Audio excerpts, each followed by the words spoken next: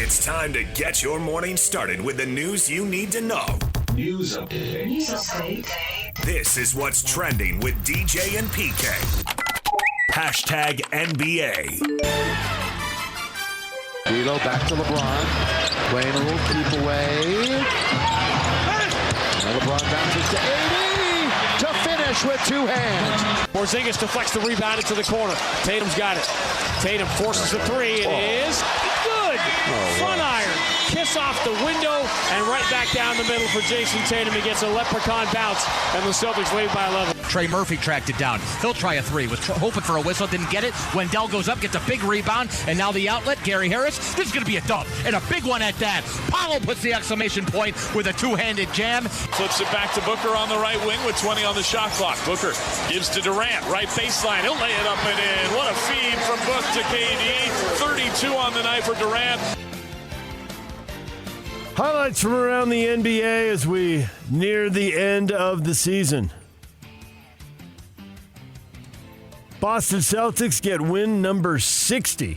PK, in an era when guys rest and people don't seem that interested in winning regular season games, 60, which used to happen once or twice a year. One or two teams that get to that 60-win plateau. We've had a bunch of years now where nobody gets to 60, but Boston did it. Kind of shocking in this day and age. Way to go, Celtics. But will it yield the championship, or will they be frustrated again? Time will tell, I guess, right? The Nets won, so the Jazz now no longer tied with the Nets, all alone. The 8th worst record in the NBA, the 8th spot in the draft lottery. Probably the 8th spot in the draft, but certainly the 8th spot in the draft lottery. As the Nets beat the Pacers 115-111 to win number 30, and it doesn't look like the Jazz have any interest in getting anywhere near winning that 30th game. No, I agree completely. Doesn't look like it, and I think they can get it done.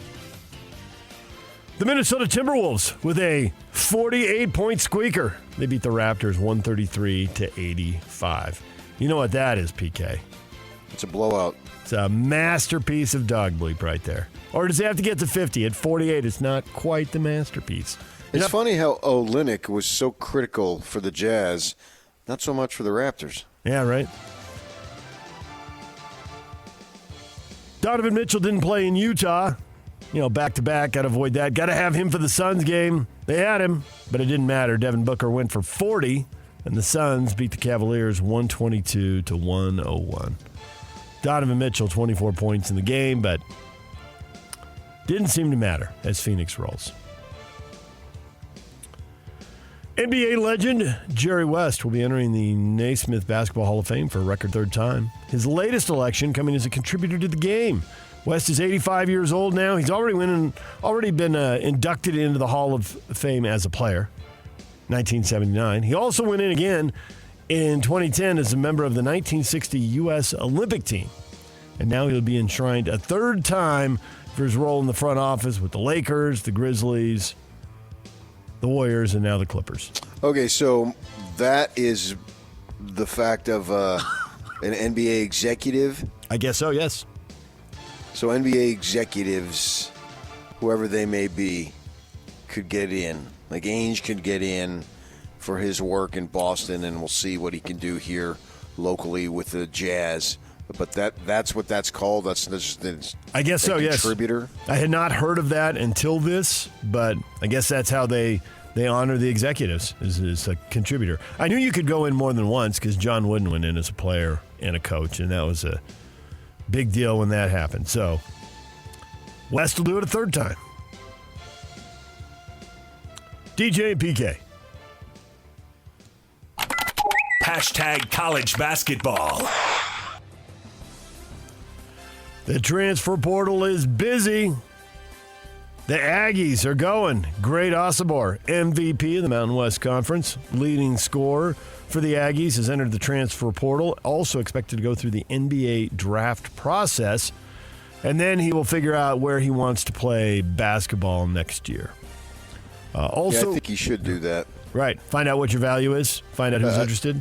Well, I can argue the transfer portal. I'm talking about the draft process, because if you have that opportunity to do that now and see what you got for next season and all that stuff. So, yeah, I totally understand why he would be interested in doing that. He certainly has an NBA body, his size and strength and all that stuff. We'll see if what type of feedback he gets, and then he gets to work out and all those types of things, right?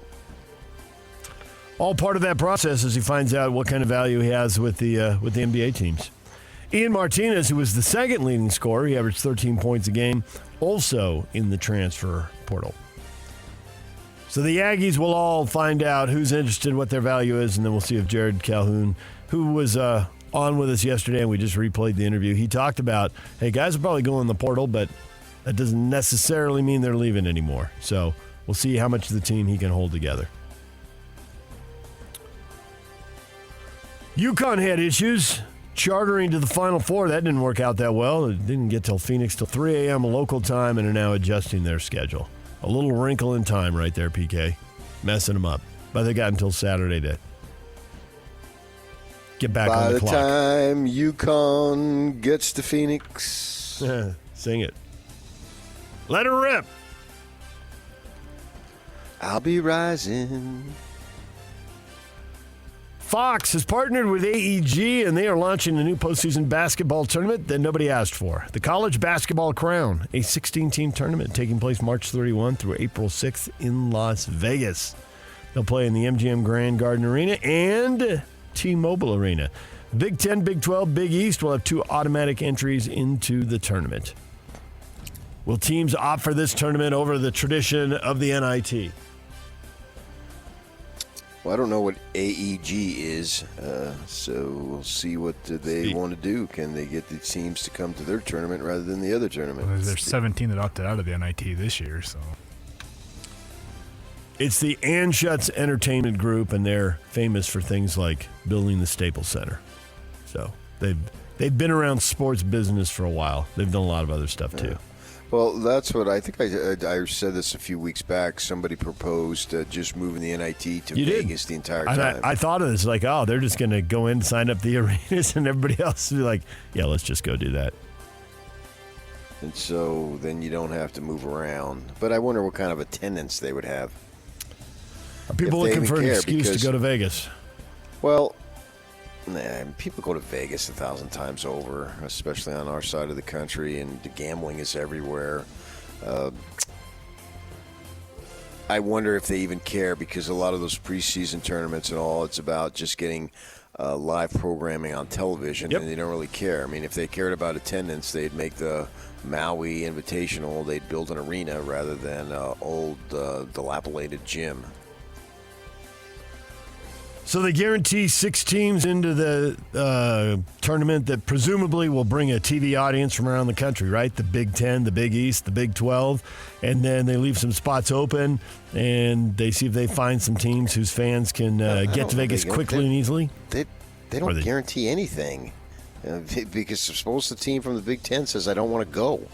Well, they're going to have 2 automatic entries. So I don't know if but that doesn't matter. If I don't accept your automatic entry, then the tournament will end up falling apart, because the NCAA is going to expand, and really, does anybody have any bandwidth for the NIT or this, unless your team is in it? I don't know what bandwidth is, so I don't have any of that. DJ and PK. Hashtag NFL. I mean, are we better today? Probably not. It's a work in progress, and we're going to continue to work on that. I would just hope that people know it's competitive as hell, and I ain't giving in, and we're gonna work through this, and we're gonna continue to look, and I'm confident in the guys we have on the roster, and I'm confident, the staff we have upstairs that helps me, that we'll continue to find pieces to add, and that we'll be ready to roll when it comes time in September. That's Buffalo Bills general manager Brandon Beane on the Stephon Diggs trade. Diggs goes from Buffalo to Houston, along with a 6th-round pick in 2024 and a 5th-round pick in 2025, in exchange for a 2025 second-round pick. Diggs led the NFL in receptions over the 4 seasons he played in Buffalo, 445 catches. But he's off to Houston. The Detroit Lions matched the 49ers offer sheet To tight end Brock Wright. Wright will make $12 million over 3 years. He was expected to be the Niners' number 2 option at tight end after serving in a similar role this past season with Detroit, where Sam Laporta quickly established himself as the guy and the number 1 option. DJ and PK. Hashtag Major League Baseball. And the right-handed deal swung on, hit high in the air to right center. That ball's high. It is far. It is gone. It is a 2-run home run for Aaron Judge, and the Yankees take the lead. 3-1 to Ohtani. Rogers set. The pitch swung on and drilled. Deep right field. There it is. The first home run is a Los Angeles Dodger for Shohei Ohtani. And it's 5-3. Oh, no doubter to the pavilion in right center. As Shohei showed him. The 2-0. That's a line drive out to left field, base hit. Mountcastle down from third. Mullins being waved around. Here's the throw from left. It will be late. And the Orioles, for the second time in 3 days, have walked it off as they win it by a 4-3 final. James McCann, the hero this time. PK, yesterday you were talking about the law of numbers. Really good players can't be held down forever. If somebody explodes for 3 homers in a game after a terrible start, well, that's not surprising. So I guess we can't be surprised that Shohei Ohtani hit his first homer of the year, a 430-foot shot. Law of numbers, it was coming, right? It had to happen at some point. Good time for the Dodgers. They needed it. 5-4 win over the Giants. They sweep the 3-game series. Yeah, Dodgers are 7-2. They already have the biggest lead of any of the divisions. And I don't think that's going to change. Just sprinting away from everybody. Goodbye, everybody. Your Rockies are already 5 games out. Nice. Off to us. Rock solid 1-6 start. Punching bag. Law of numbers for Aaron Judge. You heard his home run in there. Yankees beat the Diamondbacks 6-5. Aaron Judge getting his first home run of the year. I think he was off to a 3 of 25 start or something terrible like that, but he's Aaron Judge. Law of numbers. Had to happen. They're off to a 6-1 start, but the Red Sox are going with him at 5-2.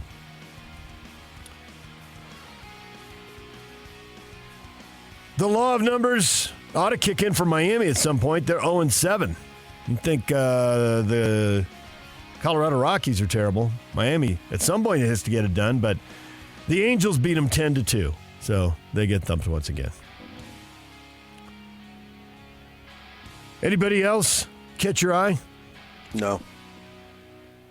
The Oakland Athletics set to announce today or tomorrow that they will share Sutter Health Park with the San Francisco Giants AAA affiliate, the Sacramento River Cats, for up to 3 seasons beginning next year while they build their Vegas stadium. That's all according to Dave Wagland of Sacktown Sports. So the A's will stay in Northern California near some of their fans. Their games have been televised in all across Northern California for years, so the A's have some fans, when the Giants are a bigger deal, but they get some fans in Sacramento. Well, there's one thing I've learned. What is that? When Dave Wegland says something, you can count on it. There it is. DJ and PK. Golf. Valero Texas Open. Underway in San Antonio. Corey Connors is defending champ. Former BYU golfers Zach Blair, Patrick Fishburne, and Peter Crest are in the field this week. So you got some locals to keep your eyes on. Final tune-up before they move on to Augusta and the Masters. One more tournament in Texas. That's what is trending. There are your headlines. Coming up, Hans Olsen, BYU football radio analyst, co-host of Hans and Scotty G, is going to join us at 8:30. DJ and PK, the question of the day is next. Stay with us. This is Jake Scott and Ben Anderson.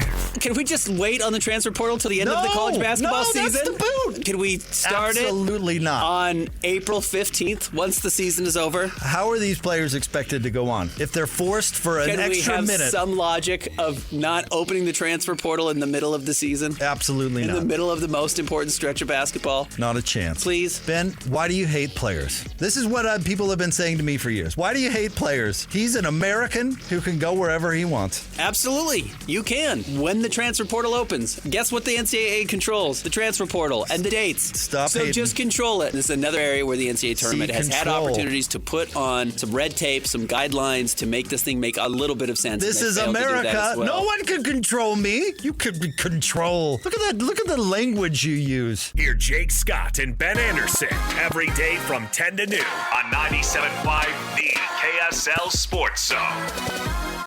Sooner the better would be nice, but I think that someone's got to take it. I think looking at the playing field right now, I can see the positives from both of those guys. In the meantime, other guys are stepping up, like Bourget and Finnegan. So, boy, just keep competing. I think it's done some really good things for Jake. It's done some really good things for Gary as well. It is time for the question of the day. Hot Takes or Toast brought to you by Siegfried & Jensen with 30 years of serving Utah. Question of the morning. BYU fans, how confident are you about the quarterback situation? Your Kalani Sitake right there talking about naming a starting quarterback and the timeline for that. Mark says, well, as the late, great John Madden once said, if you have two quarterbacks, you actually have none. Not sure anything else needs to be said about the BYU quarterback situation. Jason, as long as A-Rod is here, we have no hope. He's horrible at recruiting quarterbacks. Didn't they just send a couple quarterbacks to the NFL? So there's no hope? You were winning games. Did he recruit them? I don't think Zach Wilson. Well, I don't know. I'd have to go back and do the math on that. Oh, I know Zach Wilson. Yes, he did get Zach Wilson. Oh, because he switched. That's Zach, because Zach was going to go to Boise, and when A-Rod went to BYU, then Zach switched and dropped Boise and went to BYU. Press on him, yeah. Yeah. You are right, PK. Good work. Yes, that was a lot to do with Aaron Roderick. And when they went with the NFL draft, Zach Wilson took some people, and one of the people he took was Aaron Roderick. The message was, thank you. I wouldn't be here without you. You're the man. He took his family. He took Kalani Sitake, and he took his high school coach. BYU fans, how confident are you about the quarterback situation? Kevin, keep practicing. The season is months away. You want to read into that? I think Kevin is not excited about as it stands now, but hopeful that it'll be okay when the season rolls around. Okay, well, they're going to keep practicing informally, obviously, until they get together in August for when they call fall camp 2 months before fall starts. So I'm concerned about it, though. I don't see how you can't be. Definitely. How confident are you? Limited confidence. You could throw in the towel, woe is me, and say it's going to be terrible, or you could go with, don't know, got to go into wait-and-see mode. I got questions. I don't see how you could look at it right now and think, this is going to be great. Yeah, I know they said they were all excited that Retzlaff didn't throw any interceptions in the spring practice. But that's not my goal. My goal is to score points. Don't avoid mistakes. So I'm more concerned about that. Make plays. Players make Detmer plays. threw 4 interceptions and threw 500 yards and 7 touchdowns. Extreme example, but I get your point. Who cares about the interceptions? I think it's I go back to the Travis Wilson thing. He threw 6 interceptions, I think, against UC Los Angeles. And then it was don't throw interceptions, if they even let him throw. And, okay, if your goal is to not throw interceptions, pretty much anybody can play quarterback then. You got to score points. You got to get in the end zone. You got to get big plays. So, what they need is an investment in Retzlaff to pay off, because they invested in him in 4 games last season, and there was some progression in those games, but clearly it wasn't enough. And they know that ill-advised throw that he had against Oklahoma sticks in everybody's mind when it looked like they had an opportunity to really put a stronghold on the game, and he throws the pick that went for, it was 100 yards in my mind, but maybe it was only 96. It was devastating at that point. And you can argue, well, he had the option. Should you have just called a running play with Robinson taking away the option? Well, in retrospect, the answer is resoundingly yes. Because we know what happened. So is he capable of pushing the ball down the field and getting touchdowns? It remains to be seen. I can't say that I'm confident in him one way or the other. The other kid, Bohannon, has had some experience, won a Big 12 title. I would expect Retzlaff to be ahead at this point, given the fact that he's been there longer. I think if the roles were reversed, we would have Bohannon in the lead. Now, what does that mean at the time of the season is, we'll see what that means. I don't know that it necessarily means anything right now. Somebody's got to be ahead. The thing about it is, in their quest to get 6 wins to take the pressure off everybody, they have to be ready to go. They can't look at the non-conference as sort of a training ground. 3 years ago, the Utes did that to an extent. They didn't necessarily plan it, but it turned out that way when they went with Brewer, who was I think he was, he was 27 of 21. He completed more passes than he actually threw in the spring game. That's how awesome he was. And then they made that change with Rising, and they stumbled in the non-conference and then went to the Rose Bowl. I don't think BYU's in that position. Point I'm making is their non-conference games have all got to be wins to take the pressure off of finding a way that minimally to get to 3 wins in conference season. Because if you don't want 2 losing seasons, that just heaps all sorts of pressure on everybody that nobody wants. So at SMU and at Wyoming, you better be able to win on the road, because that's how you're going to have to get those games, or there's going to be a ton of pressure going into the conference season. 100%. Yeah. BYU fans, how confident are you about the quarterback situation? Steve says pinning our hopes on a has-been and never was feels great. Almost as great as thinking Slovis wouldn't be a masterpiece of dog bleep last year. He mixes his jazz and BYU takes. Yeah, he was down. Clearly, Steve with this post is down on Slovis. Now, they had a winning record when Slovis got hurt, and he didn't play in the last 4 games, and they went 0-4, but 5-3, and it seemed like they were positioned to get bowl eligible and have a winning season. Well, I think the 2 things that prevented them injury-wise from a winning record was Slovis and Robbins. What would have happened if they would have had them available for 10, 11, 12 games? We'll never know, but you can argue that they would have found a way to at least win 1 more ball game. You can comment right now. Go to DJ and PK on Facebook or David DJ James. Plenty of people weighing in on the Cougars' future at quarterback. How confident are you? I think they need a significant run game, too, to take the pressure off the quarterback, whoever it might be. I don't think there's any question about that, because you just look at some of the good seasons that they've had. They were able to run the ball, and we know Tyler Algier was very good at what he did. So they've got to find a way to move that ball on that ground. There's just no question about that. They have to. Brian says, I think we'll be okay with an improved offensive line, good running backs and wide receivers, and a better defense. We just need the old game manager, which he put in quotes, like many U teams have had to get to 7 wins this season. Yeah, you might need more than that, though. You're going to have to find a way to get points, and the quarterback is going to be an integral part of that. It always is. So from that perspective, more than a game manager, just don't make the big mistake. But you can't have the kid back there in a throwing situation saying, oh, man, I can't make a mistake. It's like in your golf swing. Oh, I can't hit it over here. That's the last thing you think before you hit it over there into the water. Yeah, and you're thinking about it during your swing. It's just not going to happen in terms of getting you positivity. Just won't work.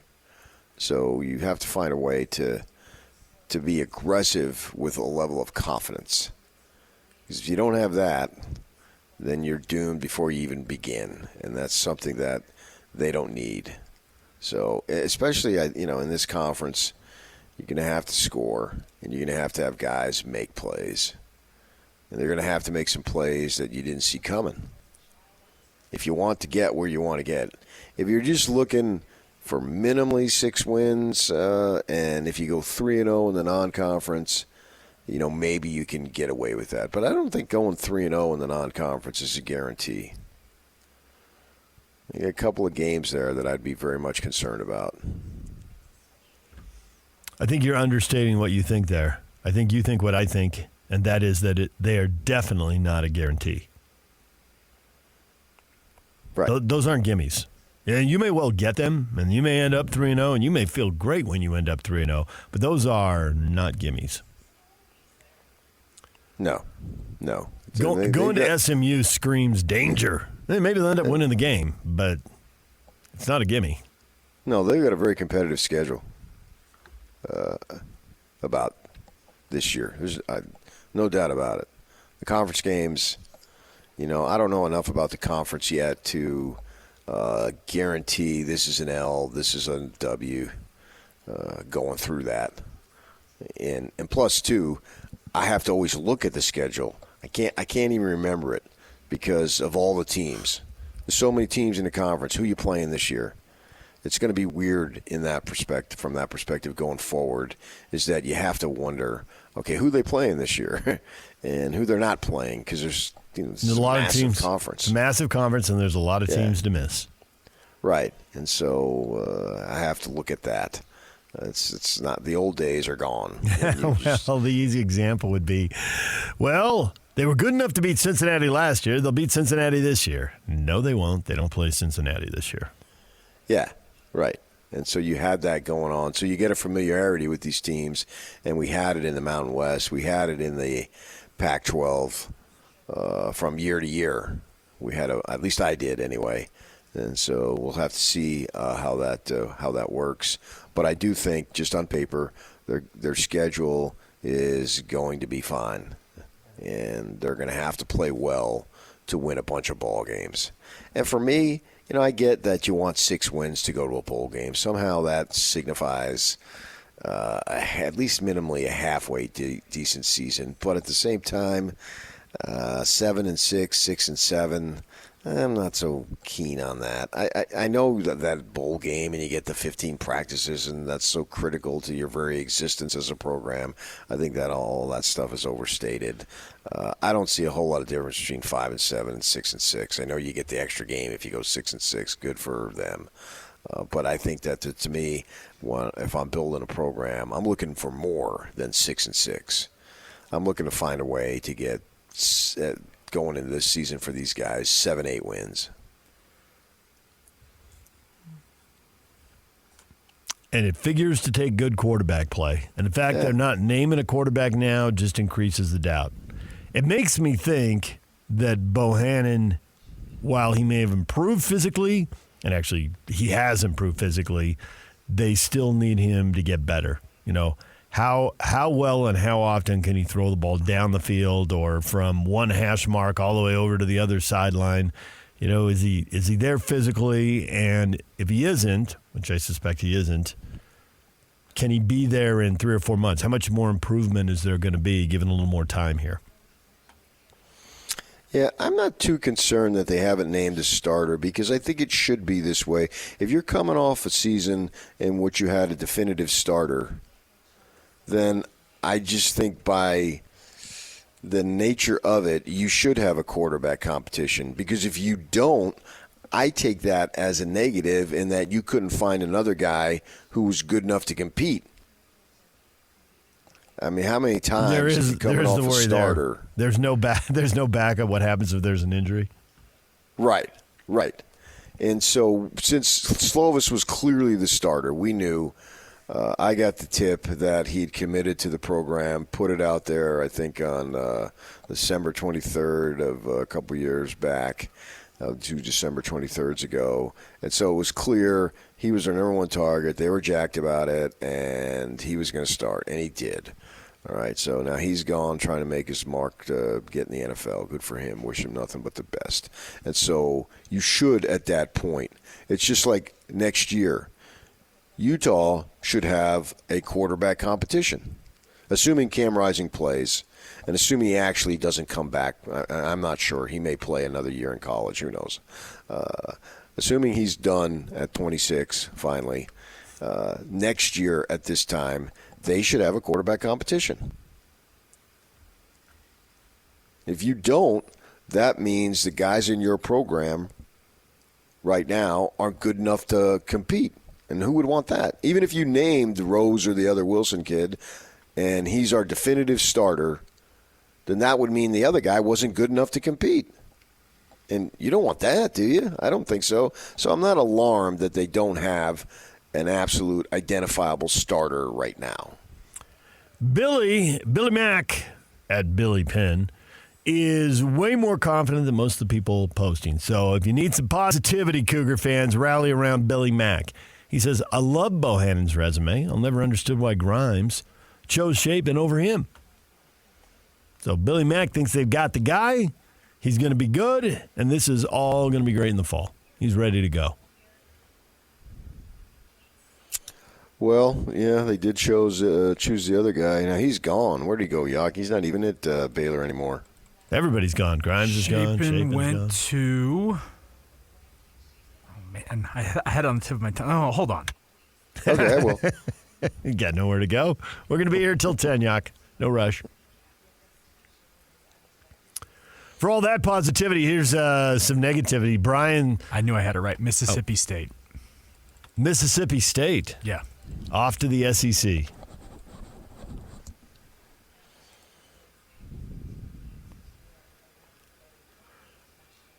ICY Man says, from what we've seen, what we've heard, it seems like Retzlaff has improved over the offseason, but I just can't unsee the goal line pick six against Oklahoma. That's what I told you. Got to let it go.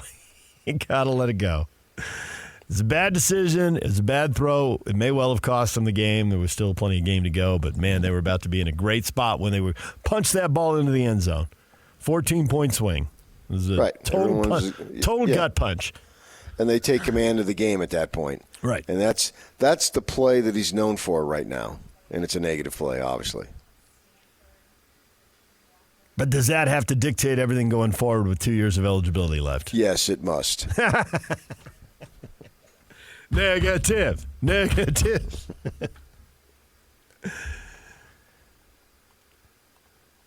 Question of the morning, BYU fans, how confident are you about the quarterback situation? Jason, I'm confident that BYU has a situation.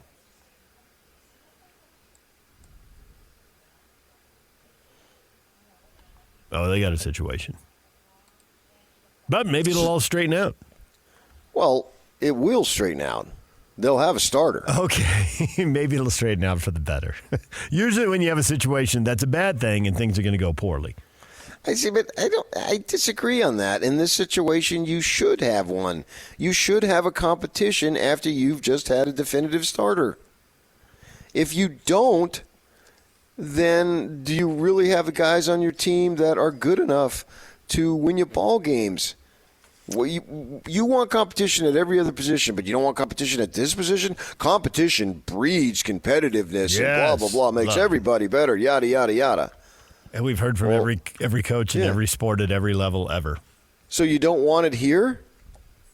No, it's just that the competition now is that this guy used to be good, but he's hurt, and his shoulder isn't going to allow him to throw the ball like a D1 quarterback needs to. And this guy is a JC guy, and he seems like a good guy, and he plays really hard, but he's just not good enough. That, I think, is what worries Cougar fans. And so when you say we have a situation. Aaron Rodgers was a JC guy. Yes, he was. Got any more recent examples? Well, so if I had one last year, somehow that would make it legitimate? I don't know if it would make it legitimate. It would give people more hope, and granted, it could be false hope because everybody's their own guy, and they have their own stories. So, and maybe this is the next guy. Maybe he needed 4 games against Division I football to figure some stuff out. I mean, he was giving interviews here in the spring that see, those are we took some L's, but those don't stand for losses. They stand for lessons.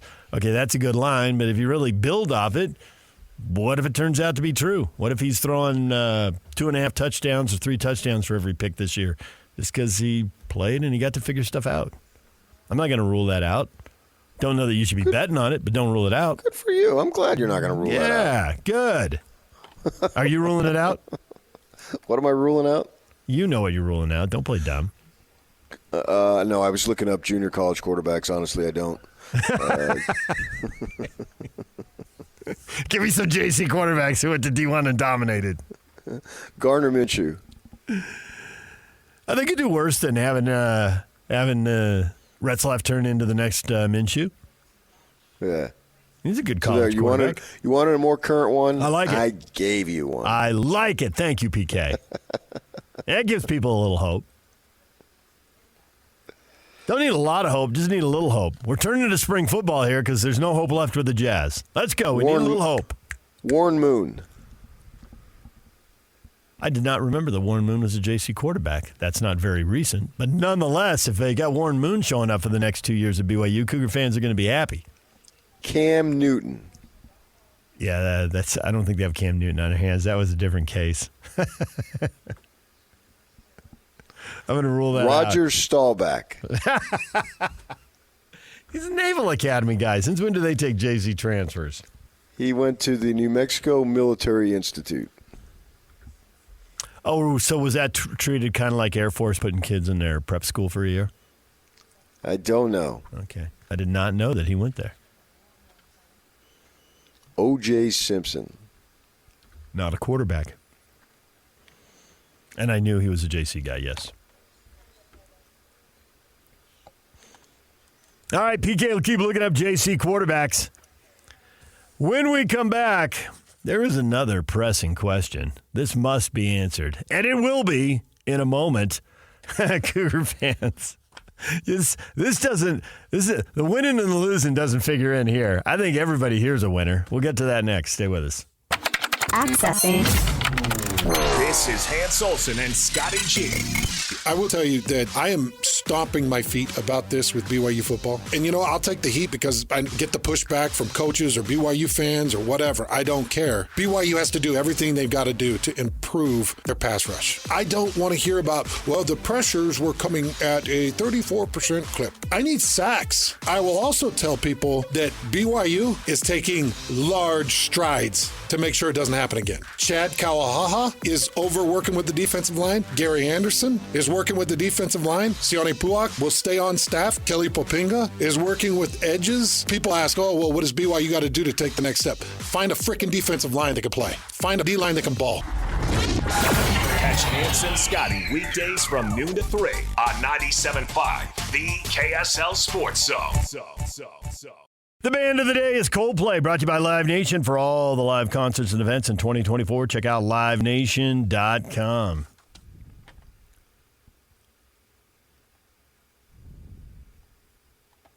Question of the morning, BYU football part 2. BYU's having a cruise to Mexican resorts in April of 2025 for all Cougar fans. How fun is that? Dan, pretty sure most would prefer a trip to a bowl game or a playoff game. Let's work on that. Yeah. Boom. Dan, come on. Dan's an Aggie fan. I actually know Dan. Dan, you Aggie fan, stirring the pot. This is going to be the trip of a lifetime. It's all inclusive, all you can eat, all you can drink. Come on. Of a lifetime? All you can drink? Yeah. Coke Zero. Diet Coke. Water. Schlitz. Schlitz. This BYU cruise is brought to you by O'Doul's. Schlitz. Things you will never hear. BYU football brought to you by Schlitz. And Heineken 0.0. Not happening. Josh says a cruise with BYU honor code rules. Well, that sounds awesome. I'll tell you right now, BYU, they'll never have any of their products be sponsored by Bud Light. I'll just leave it at that. Brady says yes, but it's about $2,000 a person for an inside room. Again, it's only catered to the rich and not your average income fan, which is the majority of the BYU fan base. Is that really? Yes, Brady, but don't you want I don't know. I haven't priced it either. I'm just going to take him at face value here. But don't you want the wealthy fan to pay the freight so the team can be good? I mean, they need to raise millions in NIL, and they still need money to pay coaches and build buildings and all the stuff they were doing before. So don't you want the wealthy fans to write the checks that lead to the W's? Yeah, I don't know that they need to raise millions. Isn't that illegal, against the rules? The collective. The money comes from the boosters. And yet the money still must be over here to pay the coaches. So you had multi-million athletic departments, and now you got multi-million NIL. And money, a lot of that money is coming out of the same pockets. Right, but I get it. The money they raise here can't go to, bring in the next offensive tackle or running back or quarterback or whatever. But nonetheless, they still have to raise scholarship money, and they still have to pay coaches' salaries, and those are still going up. Entrepreneur U ought to be able to just be overflowing in cash.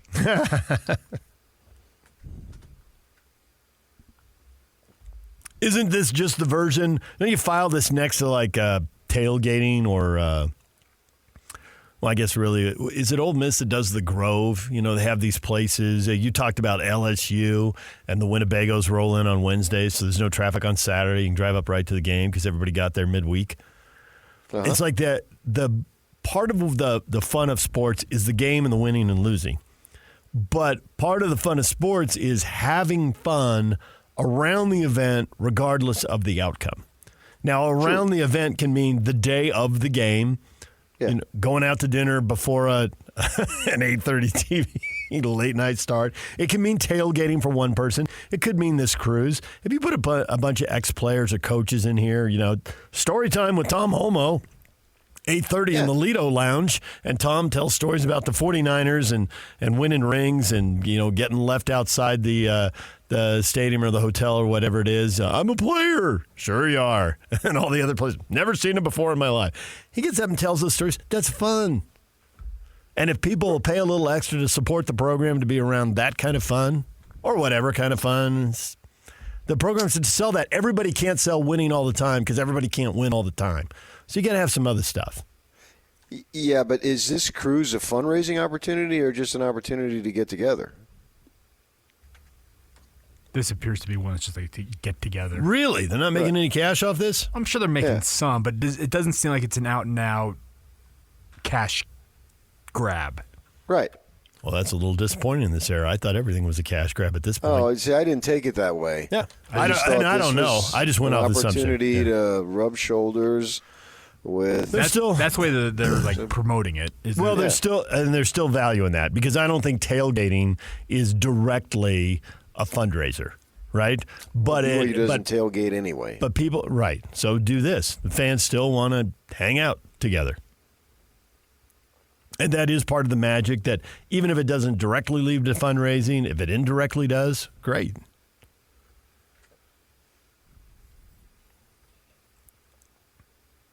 Warren, finally, they have something to celebrate. This is a chance for Ute and Aggie fans to line up and take their shots. Let me tell you, man, they'll come November 9th, they'll be celebrating a lot. That's all I'm going to say. Trying to tell if he's a Ute and Aggie fan taking a shot here. It's not completely obvious right out of the gate. Well, I don't know what allegiance he has, but I'll tell you right now, he's a loser. That's all that matters.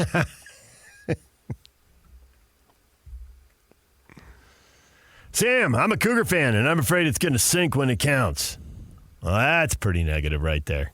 Nah, they got lifeboats, so you'll be okay. There you go. Can't run aground on the shore like that ship did in Italy. That was a pretty weird story. Try not to get too close to shore there, big guy. How many of these resorts have you been to? You got some experience with these? I know you've gone to Cancun on the Jazz. Whatever's on the Pacific Coast, I think, is where they're going. Acapulco. I don't know. I would assume. I've been to Puerto Vallarta. Oh, Puerto Vallarta. And I've been to Cancun. On the Atlantic side. And then, of course, I've been to Tijuana, Nogales, the border states in which I lived. I've been to Ensenada. Does Ensenada have a port? I don't even know. Puerto Vallarta better. I mean, why would you be Puerto if you're not?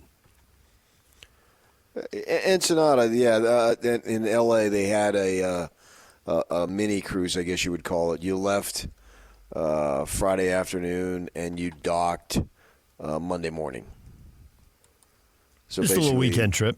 Yeah, they took you down on a boat to Ensenada. It's the only cruise I've ever been on. And so you went down there and then turned around and came back. So it was a little shorty. Cabo. 72-hour thing. You go down to Cabo? I have not been to Cabo, but my sister has a timeshare there, and they've been plenty of times. So it's just a matter of time till you get invited. Gravy train the family. Well, it's been 30-plus years, and I haven't had an invitation, so I don't think one is forthcoming. Okay. All right, DJ and PK, it's 97.5 The Zone. Enough of the fun stuff. Major change coming. The investment bankers lining up. It sounds a little bit like what the PGA Tour went through. Is college football about to go through it? And would Ute and Cougar fans be in favor of it? We will get to that next. Stay with us.